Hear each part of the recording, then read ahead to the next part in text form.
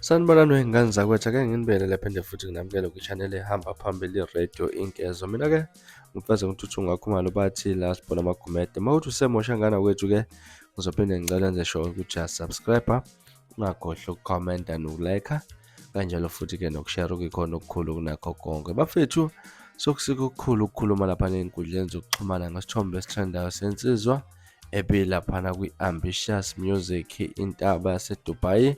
Insizwa kuyaziwa kakhulu laphana-ke ngamanonaya amnandi afana nengoma-ke wathi ukuyikhipha uNtaba yaseDubai ezijabulisa abantu kanjalo nabathandi bomculo. Laphana kunesithombe engane zakithi esithandayo ey'nkundleni zokuxhumana la khona uNtaba yaseDubai azidlalele nabafowabo esemzini wasekhaya kubo. Laphana-ke bonakala-ke egqoke ophaqa baveze obhozo laphana bakhombisa ukuthi-ke ngathi banesikhathi impela bathwe ngakukhulu laphana-ke kube khona ukuhlukana kokukhuluma ey'nkundleni zokuxhumana.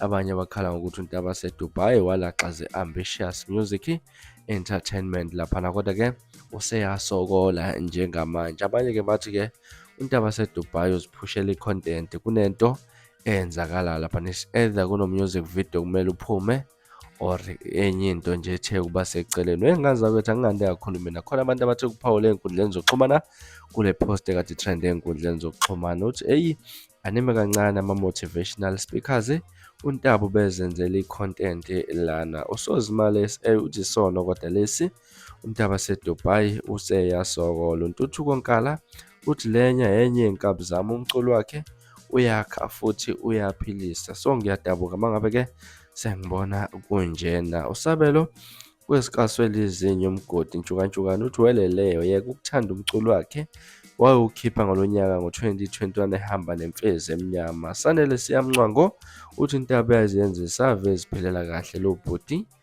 khona into ayiphusha la. Sakhile Sibuko Mabekisa ubani ongazi ukuthi kuyafika isishingishane eDubai isa-recover inkabi. Intaba ngikukhonzile nkabi yami. Usiphiwe Precious uthi ngithanda ukucabulela ophaqa bakho nkabi yami. Wasethi ngiyabonga umoya wakho bhuti, bhekela sikhala kubona ithi la Ntaba yaseDubai uwe lona osunjena.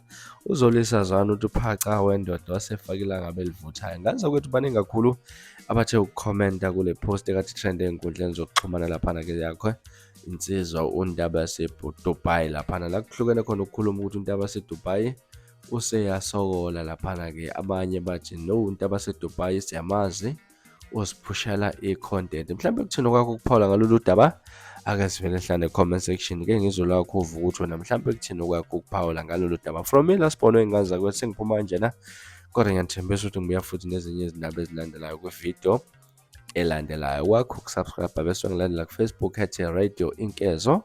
Uziphathe kahle nibe nosuku olumnandi, ngithanda kakhulu.